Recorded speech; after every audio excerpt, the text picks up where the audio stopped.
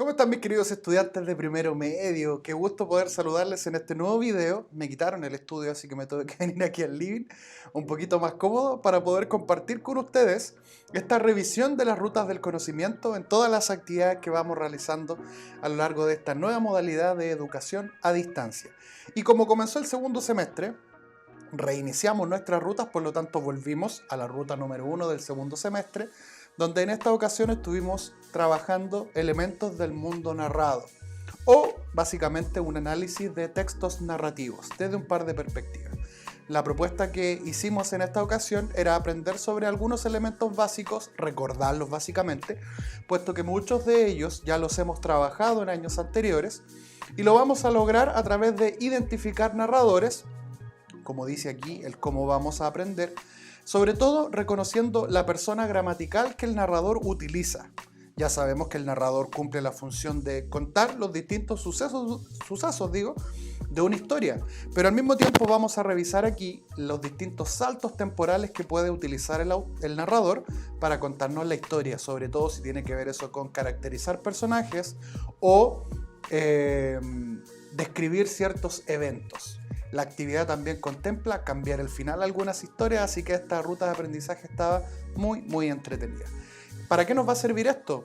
Estudiar y analizar textos narrativos es una práctica que nosotros mantenemos durante toda la enseñanza media, porque nos va a servir para profundizar nuestra comprensión, al mismo tiempo que podemos mejorar nuestras aptitudes de producción textual. Pues si queremos producir un texto narrativo, por ejemplo, ya tenemos todos los elementos que nos van a servir para hacerlo, ¿ya? Por lo tanto, siempre saben ustedes que tenemos aquí nuestros datos de contacto para lo que nos necesiten.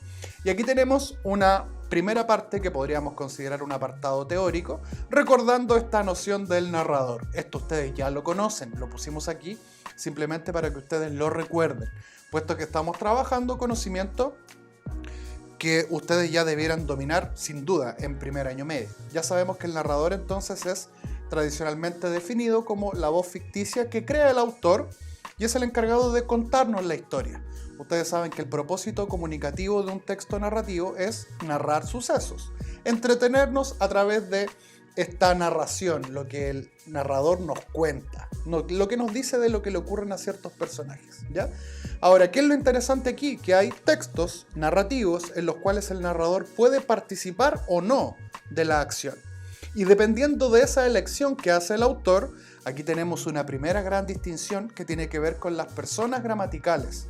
Por ejemplo, mira aquí en este cuadro amarillo, cuando el narrador utiliza primera persona gramatical, singular, yo, y plural, nosotros, o sea, soy yo más otras personas, habla de sí mismo y de quienes le acompañan. Naturalmente, este tipo de narrador está mucho más cercano a los tipos de textos donde hay un narrador protagonista, es decir, aquel al que le ocurren los sucesos, o también a un narrador testigo, que es aquel que cuenta lo que sus ojos pueden ver. Y aquí tenemos un ejemplo. Dice, como mi apellido es Pirip o Pirip, y mi nombre de pila Philip, mi lengua infantil, al querer pronunciar ambos nombres, no fue capaz de decir nada más largo ni más explícito que Pip. Por consiguiente, yo mismo me llamaba Pip. Y por Pip fui conocido en adelante. Este es un trozo de una obra de Charles Dickens. Fíjate que aquí hemos marcado el yo y el me, que son representaciones de esta persona gramatical. Y aquí notamos que el personaje está narrando sus propias situaciones. Me llamaba Pip, yo mismo me llamaba Pip. El personaje está utilizando una primera persona y narra lo que a él mismo le sucede. Pero también tenemos otra opción, donde el narrador utiliza la tercera persona gramatical, donde este narrador no forma parte de los acontecimientos.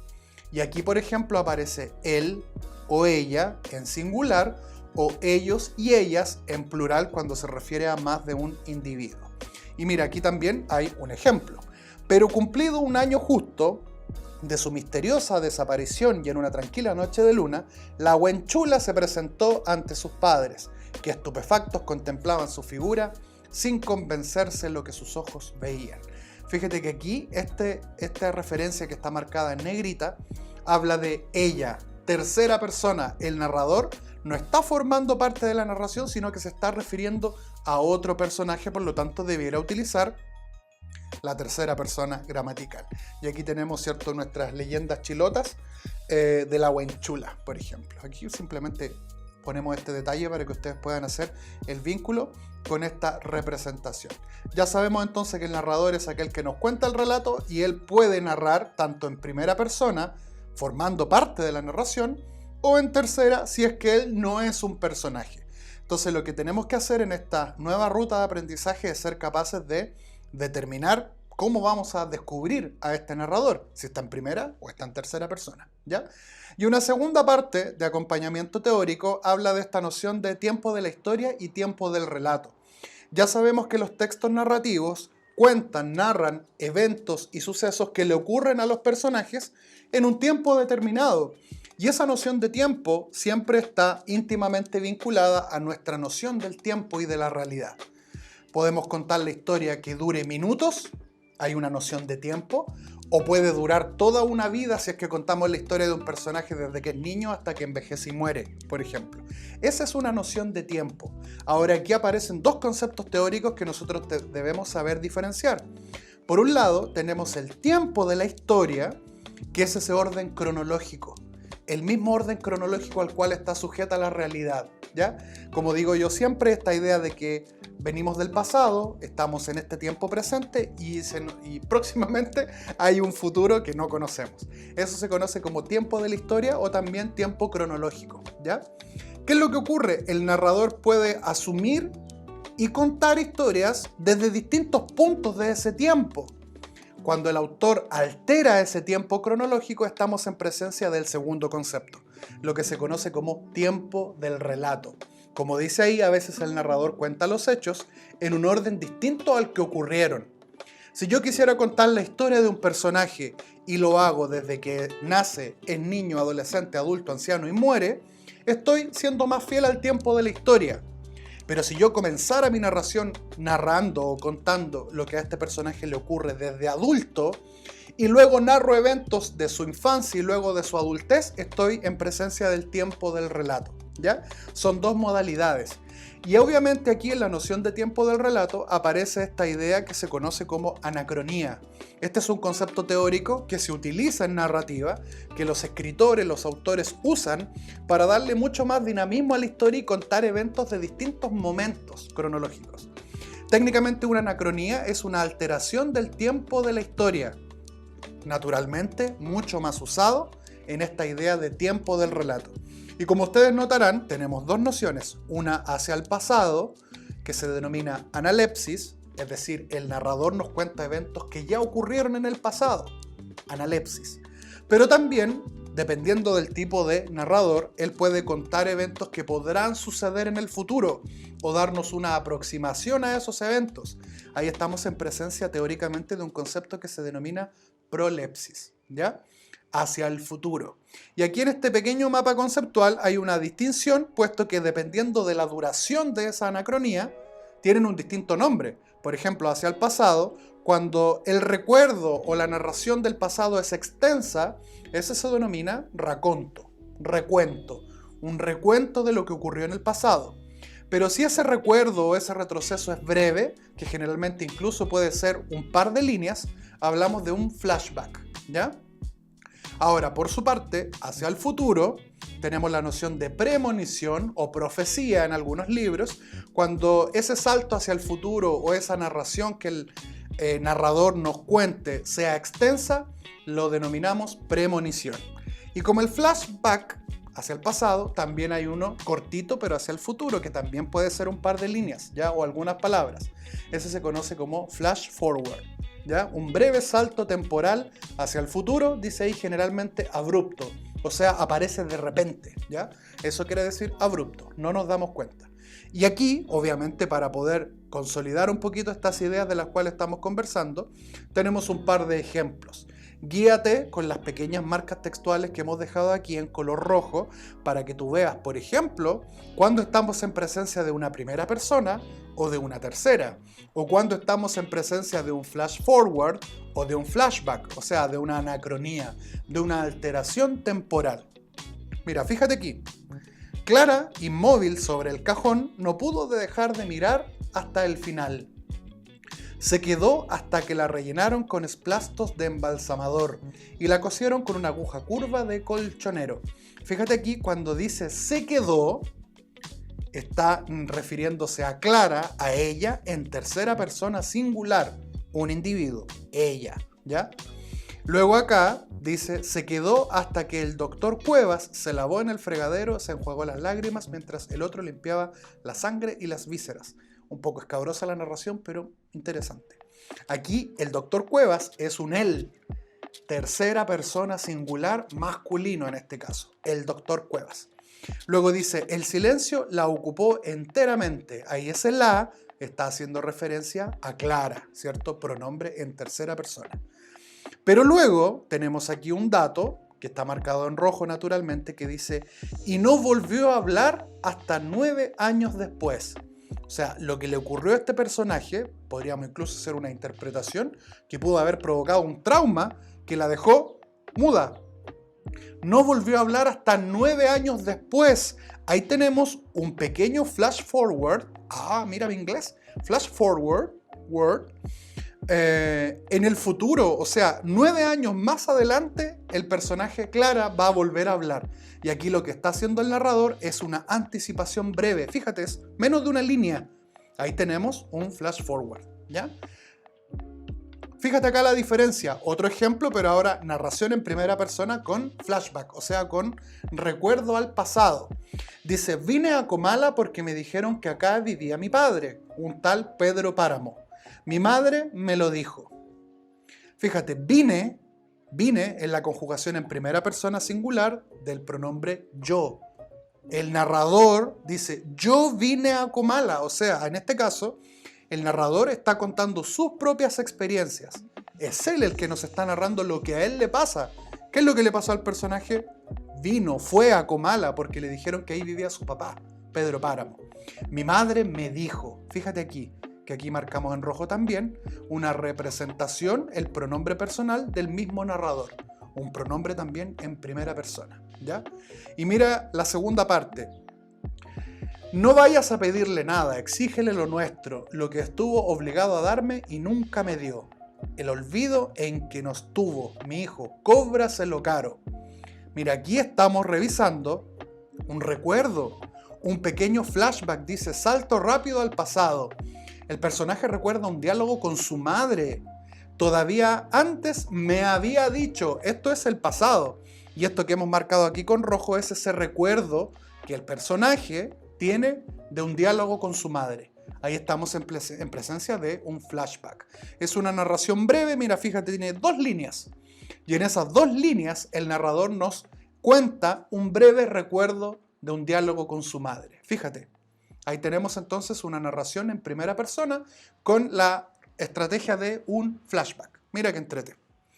Ya, pues, obvio, ahora estamos en presencia de aplicar ese conocimiento que tú ya conocías, pero que estamos recordando también y utilizando a partir de la lectura de este microcuento que se llama Asalto en Lomitón, ¿ya?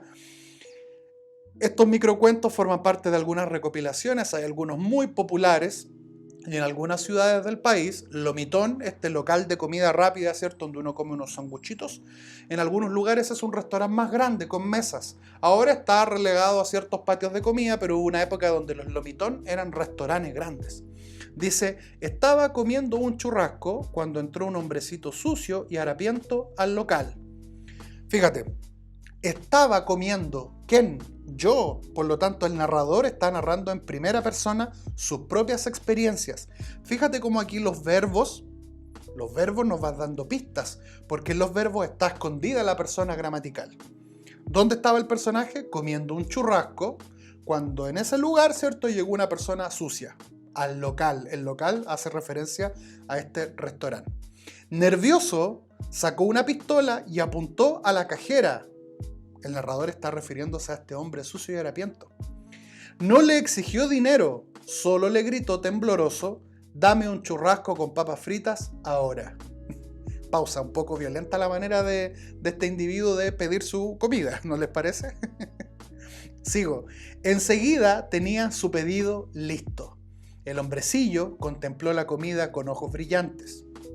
Dio las gracias y salió del local rompiendo en llanto y tirando el arma al suelo. Un caballero se acercó a ver la pistola. Era de juguete. Nadie llamó a los carabineros. El otro día lo vi en Pedro de Valdivia pidiendo monedas y lo saludé. Ahí está la autora, Cristina Pino, 16 años, Puente Alto. Bueno, a partir de la lectura y revisión que hemos hecho de este pequeño microcuento, ¿ya? Nosotros le hicimos propuestas aquí con algunas preguntas. ¿Qué persona gramatical utiliza el narrador? Ya sabemos que utiliza primera persona singular, ¿ya?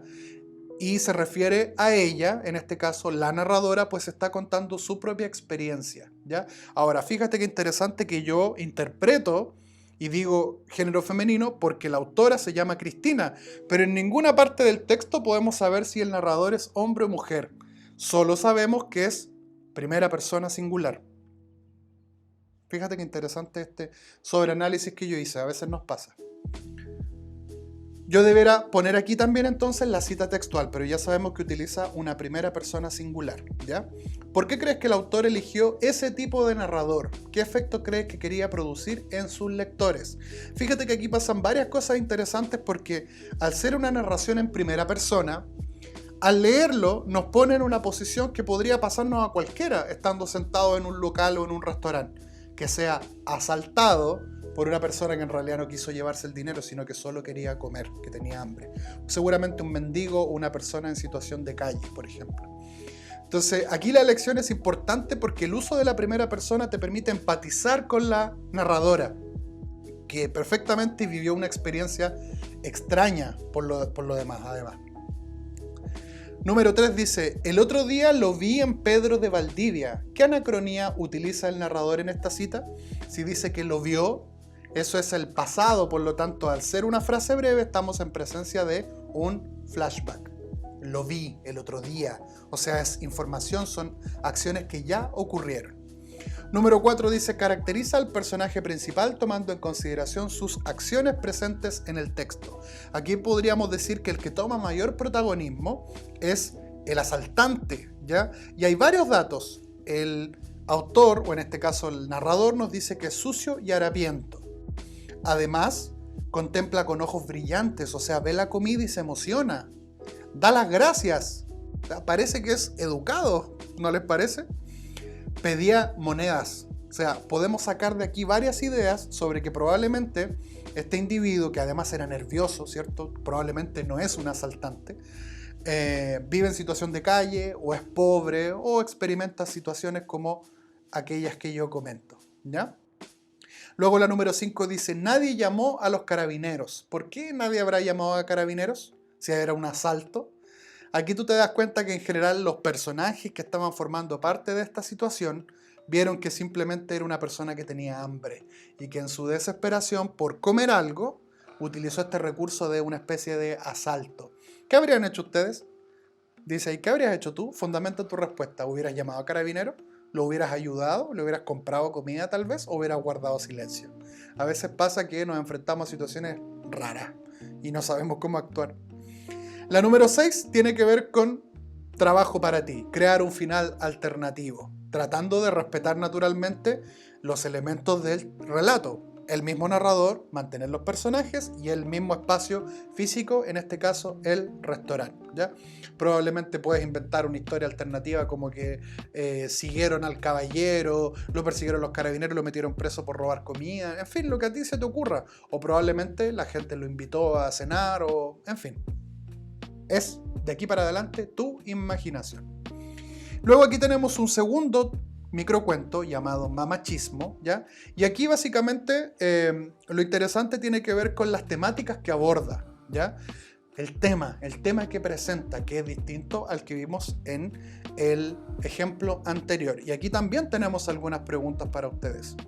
Mamachismo dice así: papá era la autoridad indiscutible de la familia. Nunca me pegó ni lo escuché levantar la voz. Bastaba una de sus miradas para poner fin a cualquier conflicto. Como aquella cuando mamá me dio una cachetada porque le dije machista. Ella se oponía a que entrara a la universidad. Las mujeres tienen que aprender a mantener la casa limpia y ordenada. De lo contrario, cuando se casan son unas inútiles y el marido, aburrido, las deja con todos los críos, me había gritado. Papá, con su terno impecable, recién planchado y los zapatos lustrados por mamá, se levantó del sillón donde aparentaba leer el diario y caminó lentamente hasta enfrentar a mamá. La miró a los ojos hasta que ella agachó la cabeza. Se volvió hacia mí, embozó una leve sonrisa y me dijo: mañana, bien temprano, salimos juntos y te vas a inscribir. Mira qué interesante, porque este texto, este microcuento, nos propone otro tema. Aquí lo mismo, ¿qué persona gramatical utiliza el narrador? Acá estamos en la misma presencia que el ejemplo anterior. Hay una narración en primera persona singular, porque el narrador, en este caso narradora, habla de los sucesos que le ocurren a ella. Está su papá y su mamá y cómo se hace referencia a este personaje también, ¿ya? Y obviamente descubrimos que es mujer porque la mamá la increpa por desear estudiar y la invita a que sea una mujer de casa, para que mantenga la casa limpia y ordenada, para que el marido no la deje. Fíjate qué interesante la propuesta que nos hace aquí este autor, que en este caso se llama Ana Crivelli, escritora. Cuento perteneciente a la antología Basta, editada en Chile, contra la violencia de género. La violencia de género es un tema que lamentablemente afecta a nuestra sociedad hoy en día. Y hemos visto casos terribles y lamentables de violencia, incluso de femicidios. Entonces es muy interesante para nosotros también abordar estos temas que son sociales, que son culturales, y que podemos conversar sobre esto a partir del análisis de un texto narrativo. Mira qué interesante. Número 2 dice: mañana bien temprano salimos juntos y te vas a inscribir. ¿Qué anacronía está presente en esta cita? Ya sabemos que si se hace referencia a algo del futuro, mañana bien temprano, estamos en presencia de un flash forward. Y como es cortito, corresponde, ¿cierto?, a flash forward. Número 3 dice: ¿qué significado atribuyes a la expresión mamachismo, utilizado como título del microcuento? Fíjate que entrete y qué interesante al mismo tiempo, dado que machismo es esa palabra que hoy en día toma gran protagonismo y esta mirada que algunos hombres lamentablemente tienen sobre una especie de superioridad de género, ¿ya? Y en el relato, la mamá parece ser también muy machista a pesar de que es mujer, puesto que considera que una mujer debiera estar en casa cuidando hijos y haciendo aseo. Entonces esta combinación de mamá y machismo crea una combinación de una palabra que sin duda evoca ambas cosas. Y efectivamente el machismo no solo nos afecta a los hombres, también puede afectar a las mujeres. El llamado aquí a que nosotros superemos esos idearios y tratemos de construir una sociedad mucho más justa y equilibrada desde el punto de vista de género. Mismas oportunidades, mismos accesos. Hemos visto cómo nuestra cultura lamentablemente sigue siendo muy injusta en contra de la mujer. Número 4 dice: las mujeres tienen que aprender a mantener la casa limpia y ordenada. De lo contrario, cuando se casan son unas inútiles. ¿Están de acuerdo ustedes con esa idea que propone la mamá? Mira, esto está muy interesante y da para una discusión súper larga. Y obviamente no la podemos tener por este medio, pero lo entrete ahí está en que el momento en que tú desarrollas la guía y lo puedas comentar, tengas también una construcción propia, pues te pedimos que tú fundamentes si estás de acuerdo con eso o no, ¿ya?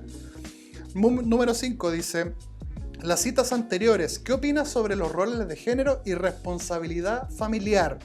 O sea, el concepto de familia hoy en día es súper diverso, muy distinto, ¿ya? Hay gente que se cría con papá y mamá, hay gente que se cría solo con mamá o solo con papá, o a veces nos criamos con los abuelos. Entonces, los roles que cumple la familia para cada uno de nosotros son distintos. Pero fíjate aquí que la mamá, por ejemplo, golpea a la hija, le da una cachetada porque ella quería estudiar en la universidad. Pero el papá, con su terno planchado y limpio, ilustrado por la mamá, era como el mediador. O sea, está la figura de alguien que provee en casa, que al parecer era este papá, ¿cierto? Y la mamá, muy machista también, que se encargaba de las labores hogareñas. Entonces, fíjate que entrete ver cómo hay roles que perfectamente se lo atribuimos a un género, pero que en realidad no tienen nada que ver con eso. Toda la familia forma parte de ese núcleo y todos aportan y todos asumen roles responsables, ¿ya? Y ninguno está por sobre de otro, más allá de que, por ejemplo, nuestros padres sean como la autoridad dentro de casa. Eso es una cuestión del respeto que tenemos como núcleo familiar, pero es el respeto que debiera ocurrir entre todos los integrantes de una familia, por ejemplo. Y aquí tenemos también otra discusión que se puede generar. Y finalmente, tenemos una actividad para conversar, lo que yo les hablaba hace un ratito, que sin duda es un gran tema hoy para nuestro país y que tiene que ver con la violencia de género y el femicidio.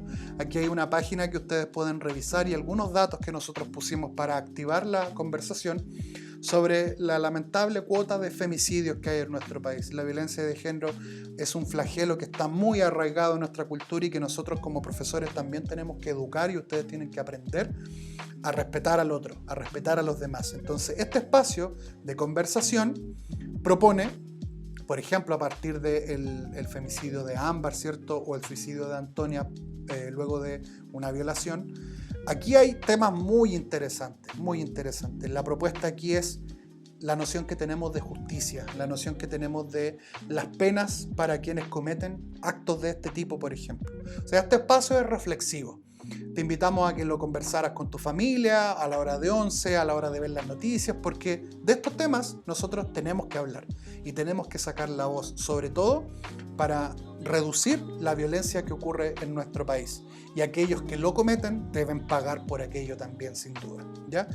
Aquí podemos hablar de casos, de lo que ha pasado en la prensa. La idea es que en este espacio tú pusieras todas las ideas reflexivas en torno a este tema que nosotros te ponemos, luego de la lectura y análisis de este texto llamado Mamachismo, que está muy entretenido además, y que es una cuestión que pasa muy cercana a la realidad en nuestro país, ¿ya? Espero que esta revisión te haya gustado. Cada vez que terminemos una nueva ruta, yo te preparo un video especial para ustedes, les preparo, bien digo, para ustedes, para que le demos una revisión autónoma, una especie de retroalimentación a estas rutas del conocimiento que vamos trabajando y que ahora vamos a ir complementando también con sesiones todas las semanas, ¿ya? Así que cuídate, que estés muy bien, me dio gusto compartir este espacio contigo y nos vemos en un próximo video. Adiós.